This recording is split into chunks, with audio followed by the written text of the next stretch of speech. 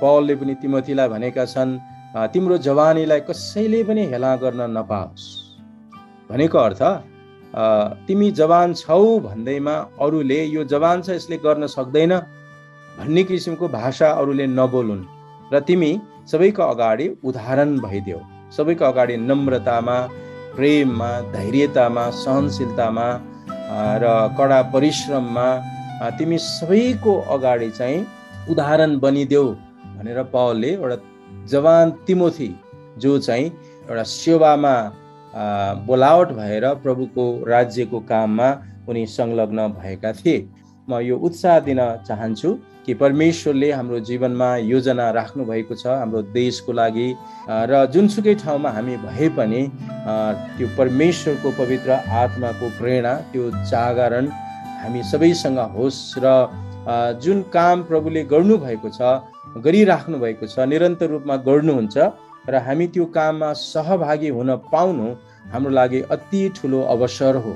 हामी एकदम योग्य शक्तिशाली भएको कारणले पनि होइन, हामी आज्ञाकारी भएको हुनाले उहाँले हामीलाई आफ्नो काममा नियुक्त गर्नुभएको छ र प्रभुले दिनुभएको सेवा गर्नु भनेको यो हाम्रो लागि एउटा ठुलो अवसर हो उहाँले हामीलाई दिनुभएको। र त्यसै कारण हामी विभिन्न क्षेत्रहरूमा रहेर पनि, विभिन्न पेसामा रहेर पनि, विभिन्न काममा रहेर पनि हामीले प्रभुलाई सेवा गर्ने कुरा अति महत्त्वपूर्ण छ। अनि सार्डिसका मण्डलीका दूतलाई यो लेख, यी कुरा परमेश्वरका 7 आत्मा र 7 तारा हुनेले भन्दछ, तिम्रा काम मलाई थाहा छ, तिमी जीवित छौ भन्ने नाउँ त छ, तर तिमीहरू मरेका छौ। जागा रहो र मर्नै लागेका रहल कुराहरूलाई दरिला पार, किनकि मैले तिम्रो काम मेरा परमेश्वरको दृष्टिमा सिद्ध भएको भेटाएको छैन। यसकारण तिमीले जे पायौ र सुन्यौ त्यो सम्झ, त्यसलाई कायम राख र पश्चाताप गर। यदि तिमी जागा रहेनौ भने त म चोर जस्तै आउनेछु र म कुन बेला आउनेछु सो तिमीले थाहा पाउने छैनौ। तर सार्डिसमा कति व्यक्ति छन् जसले आफ्ना लुगा बिटुलो पारेका छैनन्, तिनीहरू मसँग सेता वस्त्र लगाएर हिँड्नेछन्, किनकि तिनीहरू योग्यका छन्। जसले जित्छ त्यसलाई यसरी सेता वस्त्र पहिराइन्छ र म त्यसको नाउँ जीवनको पुस्तकबाट मेटिदिने छैन र म त्यसको नाउँ मेरा पिताको सामुन्ने र उहाँका दूतहरूका सामुन्ने स्वीकार गर्नेछु। जसको कान छ त्यसले सुनोस् पवित्र आत्माले मण्डलीहरूलाई के भन्नुहुन्छ। र यो बाइबलको खण्ड तपाईँले हेर्नुभयो भने यो प्रकाशको पुस्तकमा तपाईँले भेटाउनुहुन्छ र प्रकाशको पुस्तक बाइबलमा भएका पुस्तकहरूमध्येको अन्तिम पुस्तक हो र यो अन्तमै राखिएको छ र यो कालक्रमिक रूपमा क्रोनोलोजिकल्ली पनि यसलाई अन्तमै राखिएको छ र अन्तमा हुनुपर्ने पुस्तक पनि हो र यसले विशेष गरी येशू ख्रीष्टको दोस्रो आगमनको बारेमा पनि बताउँछ। अब यो प्रकाशको पुस्तकबाट हामीले धेरै कुराहरू सिक्न सक्छौँ। 2 र 3 अध्यायमा यहाँ मण्डलीहरूको बारेमा उल्लेख गरिएको छ। त्यस बेलामा भएका भौतिक मण्डलीहरू नै हुन् र यो 7 वटा मण्डलीहरू जो नाम तपाईँले देख्नुहुन्छ, एफिससदेखि लिएर स्मर्ना, पर्गमम, थियाटारा, सार्डिस, फिलाडेल्फिया, लाउडेसिया भन्ने एसिया माइनरमा भएका यी 7 वटा मण्डली हुन् र एसिया माइनर भन्ने स्थान चाहिँ अब आजको टर्कीमा पर्छ हैन। पौलको जुन यात्रा पनि त्यस ठाउँमा भएको थियो र यी 7 वटा मण्डली भौतिक रूपमै उपस्थिति भएका मण्डली हुन् र 7 शब्दले चाहिँ एउटा पूर्णताको सम्बोधन गर्छ। अब तपाईँले भन्नु होला किन कोरिन्थको मण्डली समावेश भएन, गलातीको मण्डली समावेश भएन हैन, अरू धेरै मण्डलीहरू, कलस्सीको मण्डली समावेश, के यो 7 वटा मण्डलीलाई यहाँ उल्लेख भएको?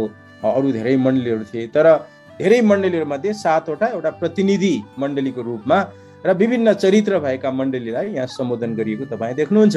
र 7 वटा मण्डली यहाँले भौतिक मण्डलीहरू थिए, त्यस बेलामा एसिया माइनरमा भएकै मण्डलीहरू थिए र यिनीहरूले 7 वटा मण्डली युगको पनि प्रतिनिधित्व गर्छ। पहिलो शताब्दीको मण्डली, अनि त्यसपछि 57को मण्डली, अनि पर्गमम एउटा सांसारिक मण्डली, अनि थियाटारा एउटा रोमन क्याथोलिकको समयमा भएको अन्धकारको मण्डली, अनि सार्डिस रिफर्मेसनको बेलामा भएको मण्डली हैन, जहाँ चाहिँ जीवन बाहिर देख्दाखेरि जीवन छ जस्तो तर भित्र चाहिँ आत्मिक रूपमा थिएन। त्यसपछि फिलाडेल्फिया मिसनरी मुभमेन्टको मण्डली जसले 18-19औं शताब्दीमा सम्बोधन गरेको छ र अब यसलाई समग्र रूपमा हेर्दा लाउडेसियन मण्डली चाहिँ अहिलेको चरित्रसँग मिल्ने मण्डलीको रूपमा चित्रण गरिएको छ। यसको अर्थ 7वटै मण्डली सबै युगमा छन् र एउटा मण्डलीको स्वभावले एउटा युगलाई विशेष गरी प्रभाव पारेको छ है। अहिलेको मण्डलीलाई धेरैपल्ट चाहिँ लाउडेसियाको मण्डलीको चरित्र तपाईँले हेर्नुभयो भने यो 20औं 21औं शताब्दीको मण्डली त्यसतर्फ ढल्किराखेको भन्ने व्याख्या पनि हामी पाउँदछौँ। र विशेष गरी यो 3 अध्यायबाट यहाँ प्रभुले यो मण्डलीलाई जागा रहनको लागि आग्रह गर्नुभएको छ।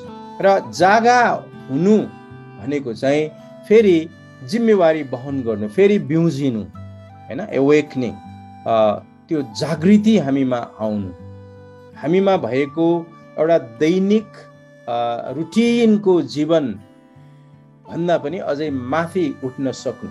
र अघि नै पनि मैले भने यो स्मरणा के अरे यो सार्डिसको मण्डली जुन चरित्र यसले त्यहाँ देखाइराखेको थियो र यो चाहिँ विभिन्न किसिमका बाहिरी कुराहरूमा यसले जोड दिइराखेको थियो, बाहिरी हाउभावमा बढी जोड दिइराखेको थियो।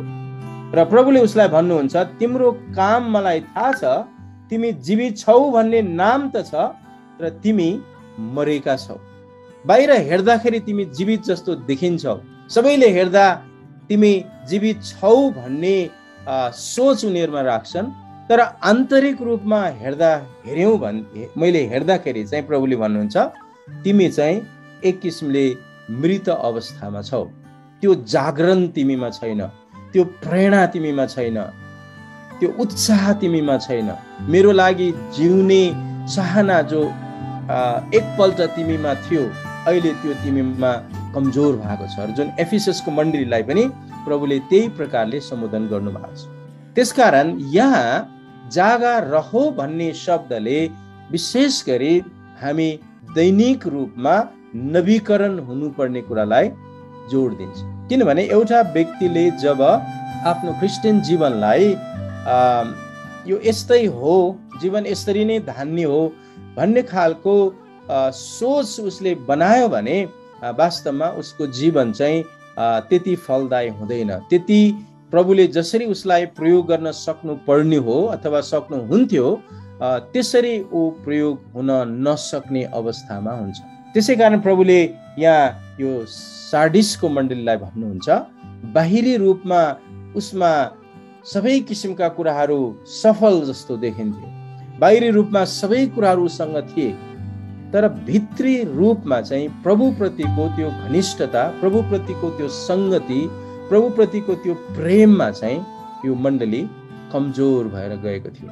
र तपाईँले यो 7वटा मण्डलीको बारेमा हेर्नुभयो भने हरेक मण्डलीमा समस्या तपाईँले देख्नुहुन्छ र समस्या नऔल्याएको चाहिँ 2टा मण्डली छन्। एउटा स्मरणको मण्डली जो सतावटबाट भएर गएको मण्डली थियो, जो भौतिक रूपमा गरिब थियो, तर प्रभुले भन्नुहुन्छ कि तिमी आत्मिक रूपमा धनी छौ। र त्यसपछि प्रभुले दोष नदेखाउनु भएको अर्को मण्डली चाहिँ फिलाडेल्फियाको मण्डली हो, र जुन मण्डलीले चाहिँ मिसनरी युगको पनि सम्बोधन गर्छ। र तपाईँले मैले मिसनरी युगको सम्बोधन गर्छ भनेको फिलाडेल्फियाको मण्डलीले यो रिफर्मेसन पछि इतिहासमा पनि यो सुधार भयो, मार्टिन लुथर पछि एउटा प्रतिनिधित्व है, यो चिन्हात्मक रूपमा मैले भनिरहेको छु। यसको अर्थ यो त्यो बेलामा लेखिएको भन्ने कुरा होइन, किनभने यसको दोहोरो खालको परिपूर्ति छ। र एउटा मिसनरी मण्डली जो 18औं र विशेष 19औं शताब्दीमा संसारभरि मानिसहरू सुसमाचार लिएर मिसनरीहरू गएका थिए, र जुन मण्डलीमा पनि कुनै किसिमको खोट छैन, र पहिलो शताब्दीमै पनि यी स्वभाव भएका मण्डलीहरू त्यहाँ उपस्थिति थिए। र आज हामीले बुझ्नुपर्ने कुरा के भनेदेखि हामीले हाम्रो जीवनमा के कुराको लागि हामी जागा रहनु पर्दछ, हामी जागा रहनुको उद्देश्य के हो, र त्यसका केही कारणहरू हामीहरूसँग बाइबलमा छन्। र प्रभुले यहाँ यो ठाउँमा पनि जागा रहने कुरालाई विशेष गरी जोड दिनुभएको छ। र पहिलो कुरा, हामी जागा रहनुको उद्देश्य चाहिँ हाम्रो बोलावट के हो भन्ने कुरामा बलियो हुनको लागि हामी जागा रहनुपर्छ। किनभने आज हाम्रो अगाडि थुप्रै किसिमका परीक्षाहरू, थुप्रै किसिमका चुनौतीहरू, थुप्रै किसिमका बाधाहरू आइराख्छन्। हामीले संसारमा जिउँदाखेरि थुप्रै किसिमका चुनौती र कठिनाइहरूको सामना गरिराख्नुपर्छ। त्यसै कारण जागा रहने कुराले हामी व्यक्तिगत रूपमा प्रभुमा समर्पित हुने कुरालाई पहिलो कुरामा जोड दिन्छ। हामीले गर्ने कुरा छँदैछन्। पहिलो कुरा हामी आफैमा बलियो हुने कुरालाई यो जागृत शब्दले सम्बोधन गर्छ।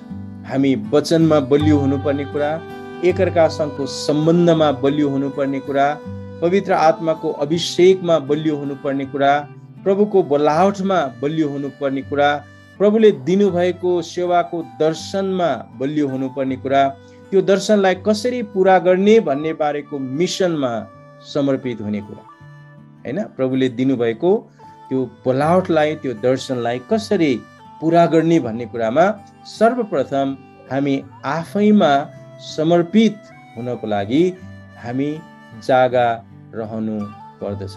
किनभने यदि हामी जागा रहेनौँ भने हामी आफैले आफैलाई निर्माण गर्ने कुरामा कमजोर हुन्छौँ, हामी अल्छी हुन्छौँ। हामीमा अनुशासन भएन भने वास्तवमा हाम्रो जीवन अगाडि बढ्न सक्दैन। अनुशासन यति महत्त्वपूर्ण कुरा हो, किनभने धेरैपल्ट अरूले हामीलाई अराइराख्नु पर्ने कुरा हाम्रो अनुशासनको कमीको कारणले। जब एउटा व्यक्तिमा त्यो जागरण भित्र हृदयबाट नै उत्तम तयार भएको अनुभूति हुन्छ, तब ऊ अनुशासित भएर आफूले गर्नुपर्ने सम्पूर्ण कुरालाई, परमेश्वरसँगको घनिष्ठताका कुरालाई, प्रार्थनाका कुरालाई, वचन अध्ययनको कुरालाई, संगति गर्ने कुराहरूलाई, आत्मिक रूपमा निर्माण गर्ने कुरालाई र साथसाथै उसका अरू विभिन्न जिम्मेवारीहरूमा पनि ऊ जागृत हुन्छ है। यो जागरण भन्ने शब्द, जागृत भन्ने शब्द केवल क्रिस्चियन कुरासँग मात्रै सीमित छैन। यो हामीले गर्ने अरू धेरै कामहरूसँग पनि हामी जागरण हुनुपर्ने हुन्छ। जब हामी आत्मिक रूपमा जागृत हुन्छौँ भने अरू धेरै हामीले गर्ने कामहरूमा पनि त्यसले हामीलाई सकारात्मक प्रभाव पारिराखेको हुन्छ। धेरैपल्ट हामी त्यसलाई बुझ्दैन। किन हामीले प्रभुसँग प्रार्थना गर्ने, अनि कतिपल्ट हामीले प्रार्थनालाई एउटा विधिको रूपमा लिया हुन्छौँ। प्रार्थना गर्ने भनेको त त्यो दिनको लागि प्रभुको मार्गदर्शन खोज्ने हो नि, प्रभुको अगुवाई खोज्ने हो नि। म कहाँ जान्छु, के गर्छु, त्यो दिनमा प्रभुले मलाई विजय दिनुभएको होस्, कठिनाइहरूमाथि विजय दिनुभएको होस्।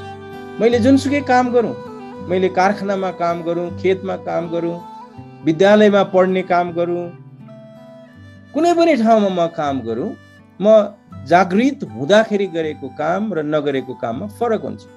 प्रभुलाई जीवनमा पहिलो स्थान दिँदाखेरि कुनै पनि हामीले गर्ने काममा हानि हुँदैन। भन्नुको अर्थ हामी त्यो कामलाई अझै असल किसिमले पुरा गर्न सक्छौँ। त्यसै कारण यहाँ मण्डलीका विश्वासीहरूलाई जागृत हुनुपर्छ भन्ने कुराले उनीहरूको आफ्नै व्यक्तिगत जीवनमा निर्माण हुने कुरामा उनीहरू जागरण हुनुपर्छ। उनीहरूले बोल्ने भाषा, उनीहरूले व्यक्त गर्ने अभिव्यक्तिहरू, उनीहरूको सोचमा भएका कुराहरू के हुन् त? के कुरा गरेर उनीहरू आफ्नो जीवन बिताउँछन्? उनीहरूको बोलीचालीको केन्द्र के हो हैन? के छ त्यो बोलीचालीको केन्द्र? के कुरामा उनीहरूको चासो छ? त्यो चासो भएको कुरा परमेश्वरका कुराहरू हुन् भनेदेखि एउटा व्यक्ति जागृतिमा बसिराखेको हुन्छ है। जागृति परमेश्वरले उसलाई बिउजाइराख्नु भएको हुन्छ, आवाज दिइराख्नु भएको छ, वचनको ज्ञान दिइराख्नु भएको हुन्छ र निर्णय बनाउने कुरामा पनि एउटा व्यक्तिलाई सहज हुन्छ। जीवनका विभिन्न निर्णयहरू, हरेक कुरामा, तपाईँको कामको निर्णयहरू, तपाईँको विवाहको निर्णयहरू, तपाईँ कहाँ जाने कहाँ नजाने निर्णयहरू, तपाईँको रुपियाँ पैसा कहाँ खर्च गर्ने नगर्ने निर्णयहरू पनि एउटा व्यक्ति प्रभुमा समर्पित भइसकेपछि, जागृत भएपछि उसले सही किसिमका निर्णयहरू बनाउन सक्छ। त्यसै कारण ख्रीष्टको सुसमाचारको प्रभाव केवल हाम्रो आत्मिक जीवनमा मात्र पर्ने होइन। ख्रीष्टको सुसमाचारको प्रभाव हाम्रो समग्र जीवनमा पर्छ। समग्र जीवनमा, हाम्रो मानसिक जीवनमा, शारीरिक जीवनमा, सामाजिक जीवनमा, आत्मिक जीवनमा, हरेक किसिमका हाम्रा जीवन शैलीमा वचनले प्रभाव पारेको हुन्छ। जागृत भनेको त्यो हामी जहिले पनि परमेश्वरका कुराहरूद्वारा मानिसको जीवन परिवर्तन हुन सक्छ भन्ने चेतना लिएर हामी जिराखेका हुन्छौँ। त्यो कन्सियसनेस है, त्यो चेतना हामीमा हुन्छ कि परमेश्वरका कुराले, परमेश्वरको वचनले, परमेश्वरको बाणीले, परमेश्वरको जुन योजना छ त्यसले मानिसको जीवनमा परिवर्तन गर्न सक्छ, परिवर्तन गर्न सक्छ। हामीमा त्यो जागरण भयो भने त्यो परिवर्तन हामी देख्न सक्छौँ। र त्यसपछि दोस्रो कुरा, हामी जागृत भयौँ भने हामी अरूलाई पनि त्यो जागरण ल्याउन सक्छौँ। त्यसकारण यो पहिलो मबाट सुरु हुनुपर्छ।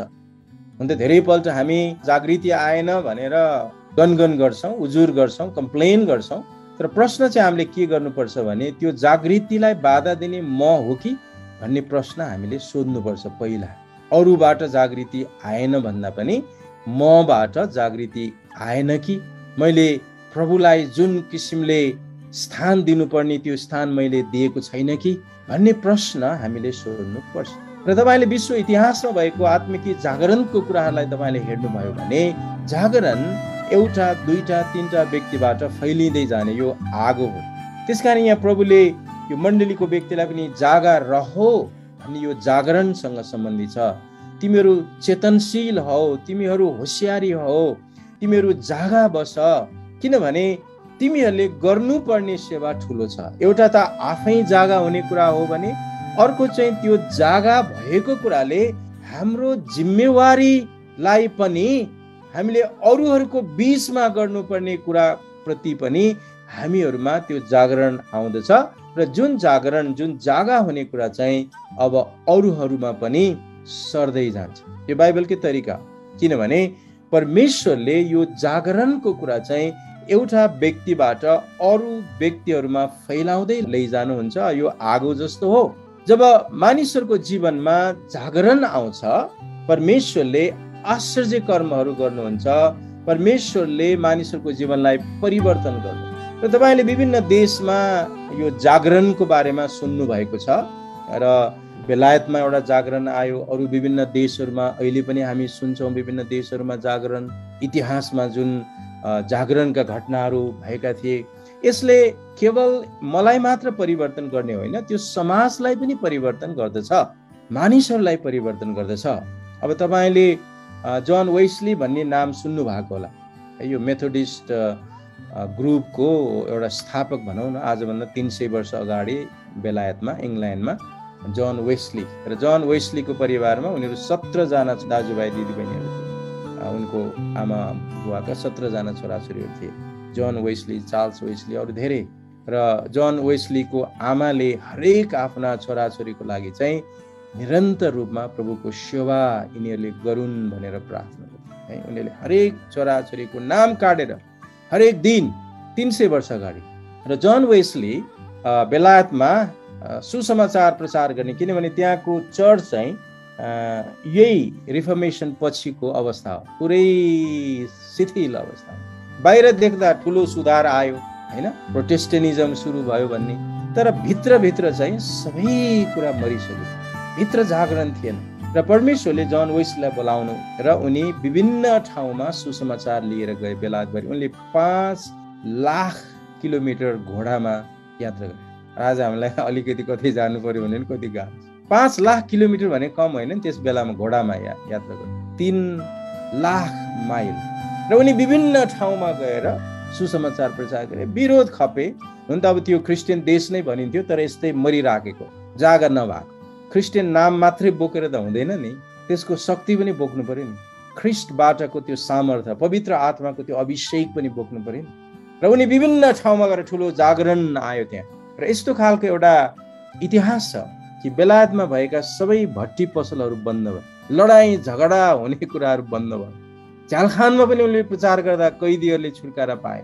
मैले भन्न खोजेको, जागृतिले केवल मलाई मात्रै जागृति गर्ने होइन, यसले समाजलाई परिवर्तन गर्नुपर्छ, मानिसको सोचाइ र दृष्टिकोणलाई परिवर्तन गर्नुपर्छ, प्रभुमा फर्किनुपर्छ उनीहरू। आत्मिक जागरण केवल क्रिस्चियनहरूको बीचमा मात्र होइन, यो जागृतिको आगो त अरू विश्वास नगर्नेहरूको बिचमा पनि पुगेर अनि परमेश्वरको राज्यमा मानिसहरू आउनुपर्छ। परमेश्वरको राज्यमा मानिसहरू आउनुपर्छ। 4 वर्ष अगाडि म एउटा गाउँमा गएको थिएँ, पश्चिम नेपालको एउटा गाउँमा, धनगढीबाट भित्र झन्डै 2-3 घन्टा जति मोटरसाइकलमा पछाडि बसेर एउटा गाउँमा उहाँहरूले लानुभयो र त्यो गाउँमा चाहिँ सुसमाचार पुगेको 15 वर्ष भएको थियो र त्यहाँ पास्टर अनि अरू सेवक सेविकाहरू हुनुहुन्थ्यो र झन्डै 10-15 वटा मण्डलीहरू पनि त्यहाँ ठाउँ ठाउँमा सुरु भएको थिए र झन्डै त्यो सभामा 1000 जना जति मानिसहरू भेला भए।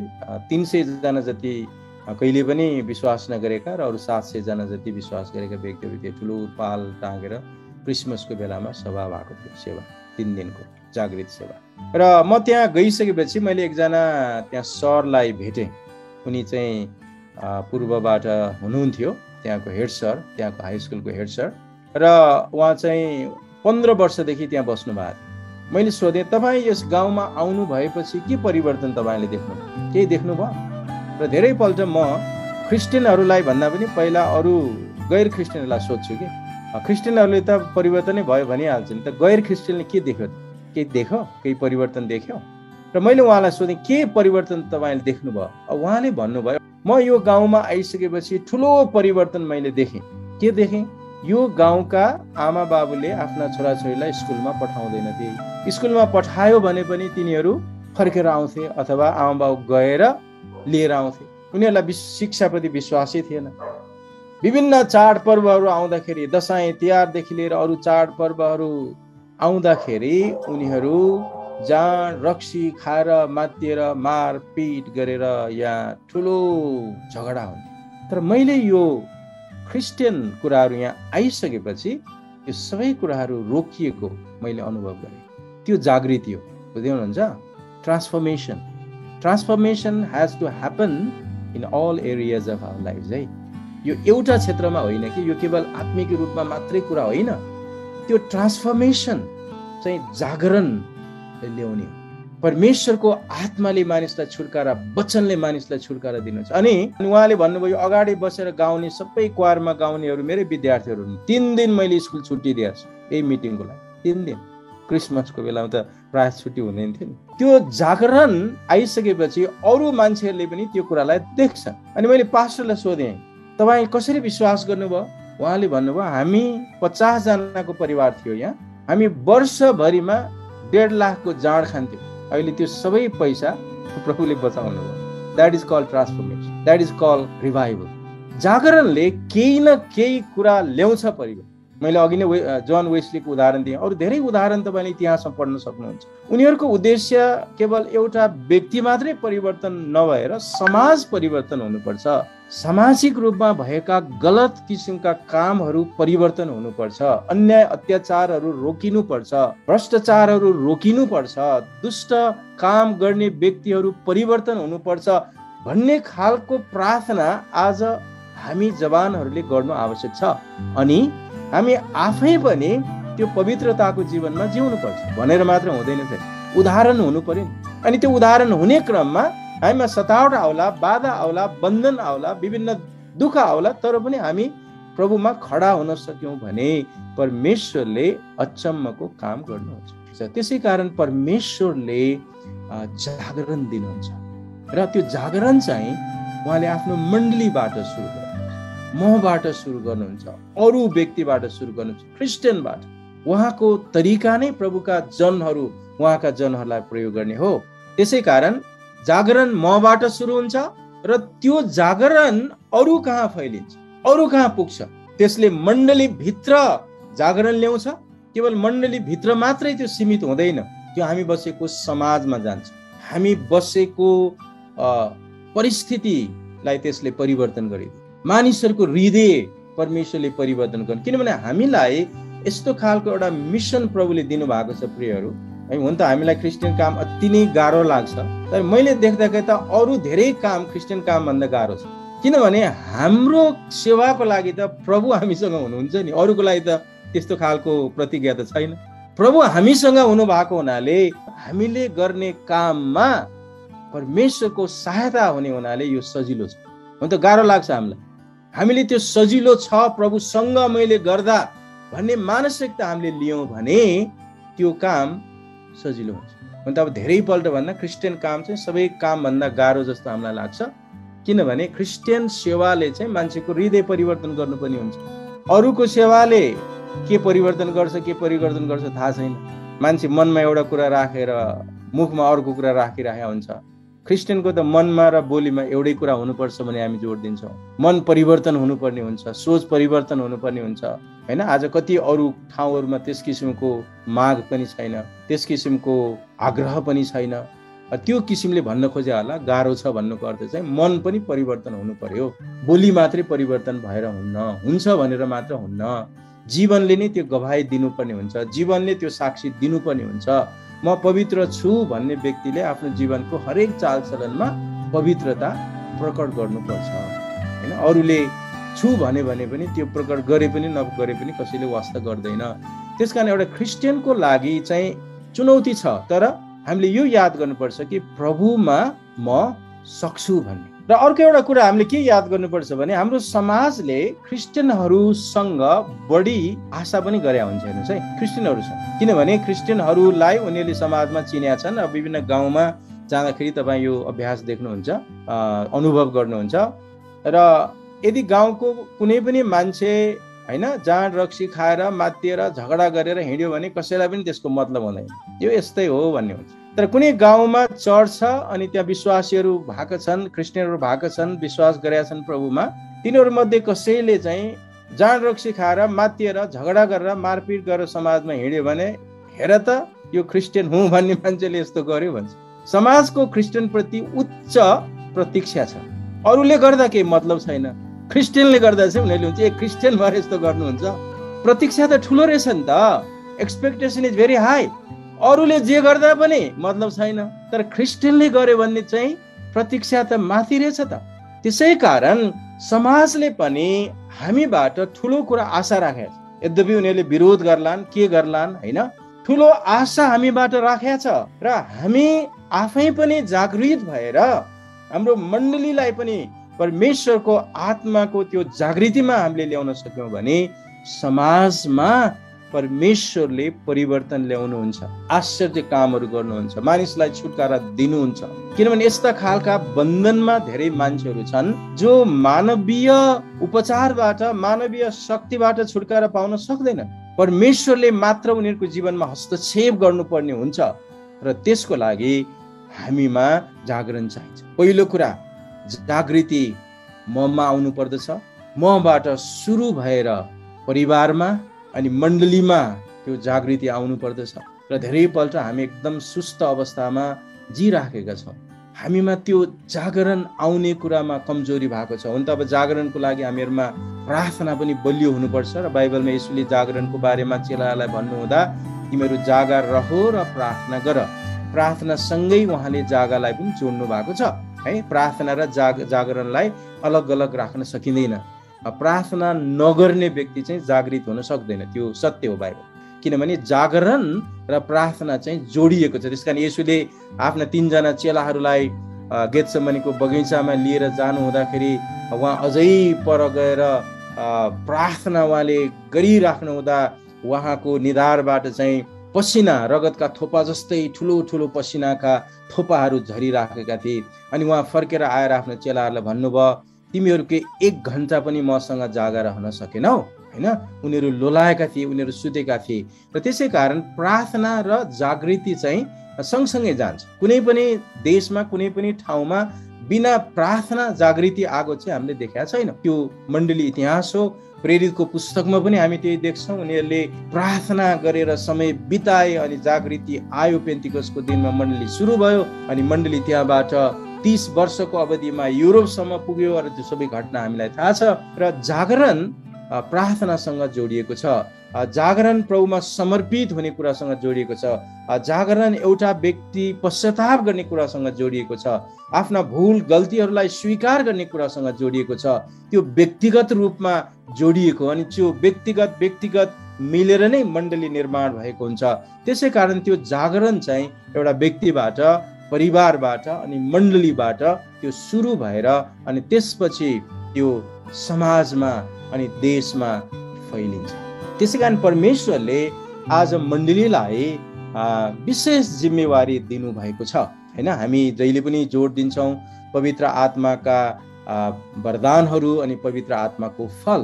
पवित्र आत्माका वरदानहरूले हामीलाई जागृत बनाउँछन् सेवाको लागि।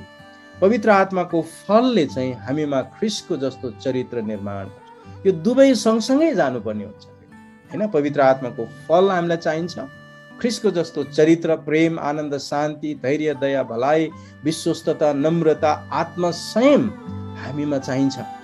र त्यसको साथसाथै हामीमा पवित्र आत्माका वरदानहरू है, जुन एफिसीमा तपाईँ देख्नुहुन्छ, रोमीमा देख्नुहुन्छ, पहिलो कोरिन्थी 12 मा तपाईँ देख्नुहुन्छ, आत्माका वरदानहरू हामीलाई चाहिन्छ।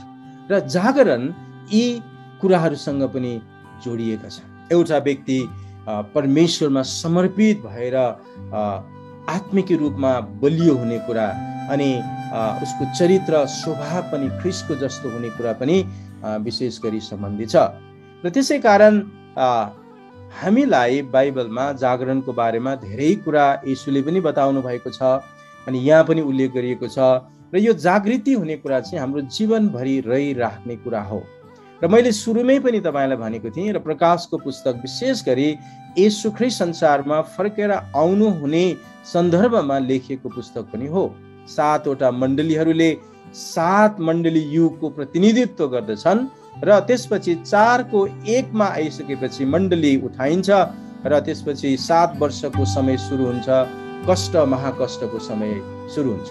र यहाँ येशू ख्रीष्टले यो मण्डलीहरूलाई जागरणको लागि आग्रह गर्नुको कारण चाहिँ उहाँको आगमनको लागि पनि हामी तयारी हुनु पर्दछ। अब येशूको आगमनको लागि कसरी तयार हुने भन्ने बारेमा आज धेरै मानिसहरूमा अलमलको स्थिति देखिरहेको। त्यसैकारण त कतिवटा झुटा शिक्षकहरूले येशू ख्रीष्टको दोस्रो आगमनको बारेमा झुटा शिक्षाहरू दिएर धेरै मानिसहरूलाई विगतमा पनि भरमाएको अवस्था छ। विगतमा पनि येशूको दोस्रो आगमनको लागि मानिसहरूले, क्रिस्चियन धर्मगुरुहरूले भ्रममा पारेर हैन आज येशू चाहिँ यो वर्ष, यो दिन, यो महिना, यो दिन, यो घण्टामा उहाँ आउनुहुन्छ। त्यसकारण हामी येशू आउने हुनाले हामीलाई संसारमा केही पनि चाहिँदैन, तिमीहरूमा भएका सबै कुराहरू बेचेर यहाँ लिएर आऊ भन्ने खालका धर्मगुरुहरू पनि अहिले संसारमा छन् र पहिला पनि थिए। र यसले धेरै मान्छेलाई अलमलमा पनि पार्यो र यो एउटा चेतावनीको कुराको रूपमा पनि म बताउँछु। र हामीले के याद गर्नुपर्छ भने, किनभने यो पुस्तक दोस्रो आगमनसँग पनि जोडिएको हुनाले बाइबलमा येशू ख्रीष्ट कहिले आउनुहुन्छ, कुन दिन आउनुहुन्छ, कुन घडी आउनुहुन्छ भन्ने कुरा बताइएको छैन, दिन तोकिएको छैन। उहाँको आउने दिनको चिन्हहरू देखिएका छन्, तोकिएका छन् र ती चिन्हहरू विभिन्न युगमा पनि पहिला पनि पुरा भएका छन् र अहिले पनि पुरा भइराखेका छन्। अब मैले तपाईँलाई एउटा प्रश्न सोधेँ। त्यो प्रश्न चाहिँ के भने, यदि येशू अहिले यो समयबाट 3 घण्टा पछि आउनुहुन्छ भन्ने तपाईँले थाहा पाउनु भयो भने, इन केस हाइपोथेसिस है, हाइपोथेटिकली अनुमान, फेरि यस्तो भन्यो नभन्नु होला मलाई, आउनुहुन्छ भनेर कसैले तपाईँलाई भन्यो भने अब तपाईँ के गर्नुहुन्छ? कोही मान्छेले जवाब दिन्छन्, म प्रार्थना गरे गर्छु, म चाहिँ येशू आउँदा छुटिन चाहन्न। अरूले भन्ने गर्छन्, म बाइबल पढे गर्छु। अरूले भन्छन्, म आँखा चिम्लेर बसे गर्छु, म कतै हेर्दिन संसार। अब धेरै व्यक्तिको उत्तर आत्मिकी जस्तै देखिन्छ। म प्रार्थना गरिराख्छु भन्ने कुरा सुन्दा बडो आत्मिकी सुन्यो, बाइबल पढे गर्छु भन्दा पनि बडो आत्मिकी सुन्यो। तर खास सही उत्तर चाहिँ त्यो होइन। सही उत्तर चाहिँ के हो भने, अहिले तपाईँले जे गरिराख्नु भएको छ त्यही गरिराख्नुहोस्। येशूको दोस्रो आगमनको निम्ति तपाईँ आत्तिनु पर्दैन। यदि तपाईँ पढिराख्नु भएको छ भने तपाईँ पढिराख्नुहोस्, गाडी चलाइराख्नु भएको छ भने गाडी चलाइराख्नु, आत्तिनु पर्दैन। किनभने हामी सबै समयमा तयार हुनुपर्छ, सबै समयमा जागर रहनुपर्छ। अब जुन व्यक्तिले आत्मिक रूपमा म प्रार्थना गरिरहनेछु त्यस्तो थाहा पाएँ भने उसको अर्थ ऊ त तयारी छैन भन्ने कुरा बुझ्यो नि त। आत्मिकी सुनियो तर ऊ तयारी छैन। तयारी भयो त किन प्रार्थना गरिराख्नु पर्यो होइन? म बोलिराखेको छु भने म बोलिराख्छु नि, बोल्दा बोल्दै उठाइन्छु नि। येशूले भन्नुभएको छ, 2 जना जाँतो पिँधिराखेका हुन्छन्, एउटा उठाइन्छ अर्को छोडिन्छ होइन। जाँतो पिन्नु छोड्नु त परेन नि उठाइनलाई, पिँधिराखेको बेला उठाइन्छ। दुईजना सुतिराखेका हुन्छन्, एउटा उठाइन्छ अर्को छोडिन्छ। हामी सबै समयमा तयार हुनुपर्छ, सबै समयमा जागा रहनुपर्छ। यसो आउनु हुने बेला थाहा पाएर जागा हुने होइन, किनभने कुनै पनि बेला उहाँ आउनुहुन्छ। हामी जागा नभएको बेलामा उहाँ आउन सक्नुहुन्छ। त्यसकारण 24 घण्टा हामी जागा रहनु पर्दछ।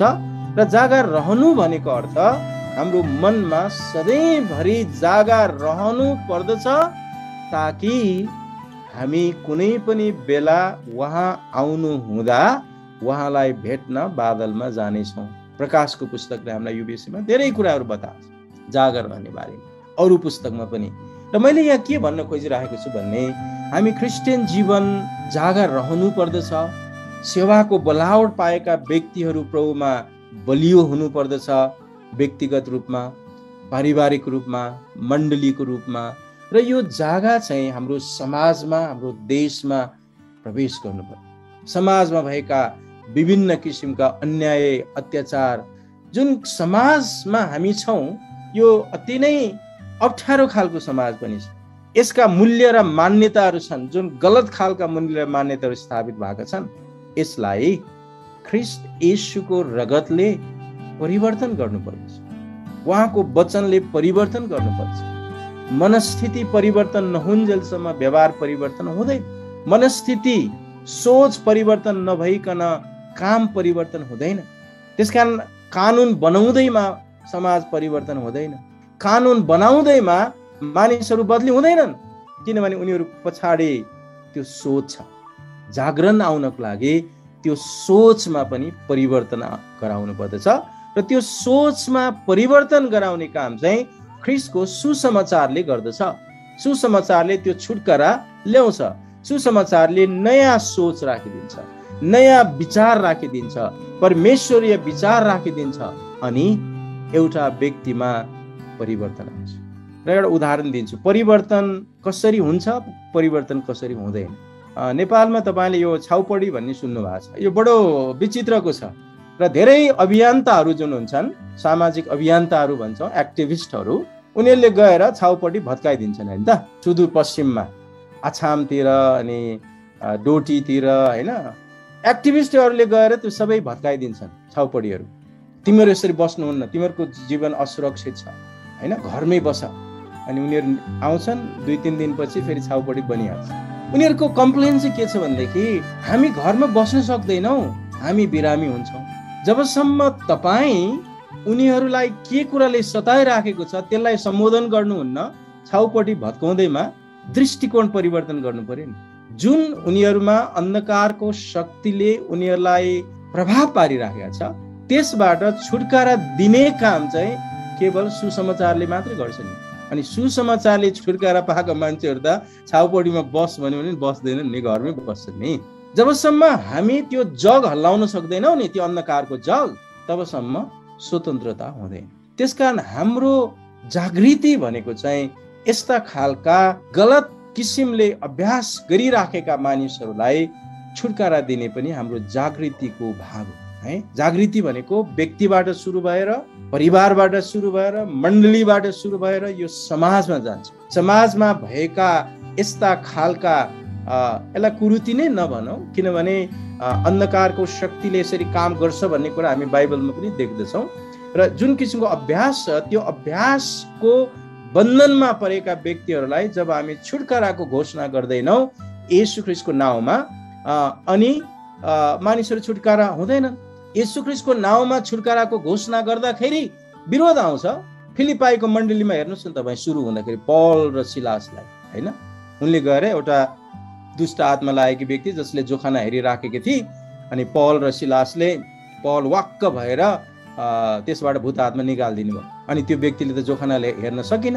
अनि त्यहाँका सबै जोखाना हेराउने ती व्यापारीहरूले भन्न थाले, ओ यस्ता मानिसहरू हाम्रो समाजमा आएका छन्, हाम्रो संस्कार, हाम्रो संस्कृतिको विरुद्धमा कुराकानी गर्छन् भनेर उनीहरूले गएर उजुर हाले। तर संस्कृतिको विरोध गरे त होइन नि। मैले यहाँ भन्न खोजेको कुरा, जागृतिले यस्ता खालका कुराहरूलाई पनि भत्काउने काम गर्छ। जागृतिको अर्थ त्यो हो, हामीमा त्यो जागरण भइसकेपछि परमेश्वरको पवित्र आत्माले काम गर्न थाल्नुहुन्छ। परमेश्वरको पवित्र आत्माले मानिसलाई छुटकारा दिन थाल्नुहुन्छ। अनि मानिसहरू आफै गवाही हुन्छन्, आफै साक्षी हुन्छन्, उनीहरू आफ्नो बारेमा आफै बोल्छन्। अन्धो मानिसले भने म अरू केही जान्दिनँ, म अन्धो थिएँ, अहिले म देख्न सक्छु, हो त्यो गवाही होइन। म बन्धनमा थिएँ, अहिले मैले छुटकारा पाएको, अरू मलाई थाहा छैन के हो, म बन्धनमा थिएँ, मैले छुटकारा पाएँ। र आज जागृतिले हामीलाई त्यहाँसम्म लैजानु पर्दछ। र यो केवल रमाउने कुरा मात्र होइन, जागृतिमा हामी खुसी हुन्छौँ, खुसी मात्र हुने कुरा होइन, यसको ठुलो टाढासम्म पुग्ने प्रभाव। अनि प्रभुले तपाईँ जवान जवानीहरूलाई प्रभुको त्यो बोलावट दिनुभएको छ यो देशमा सेवा गर्नलाई। प्रभुको वचनको तालिम लिनुहोस्, प्रभुको बोलावटको निम्ति उहाँमा समर्पित भएर काम गर्नुहोस्। प्रभुको निम्ति खेतालाहरू चाहिएको छ, सेवक सेविकाहरू चाहिएको छ, र प्रभुको लागि काम गर्ने ठाउँ देशभित्र देश बाहिर जताततै। तर त्यो बोलावट र प्रतिबद्धता छ भने प्रभुले बाटो खोल्नुहुन्छ। विश्वास गर्नुहोस्, उहाँले त्यो जागरण, त्यो बोलावट हामी सबैको जीवनमा, तपाईँको जीवनमा दिनुभएको होस्। प्रभुले हामी सबैजनालाई प्रशस्त आशीर्वाद दिनुभएको होस्। आमेन।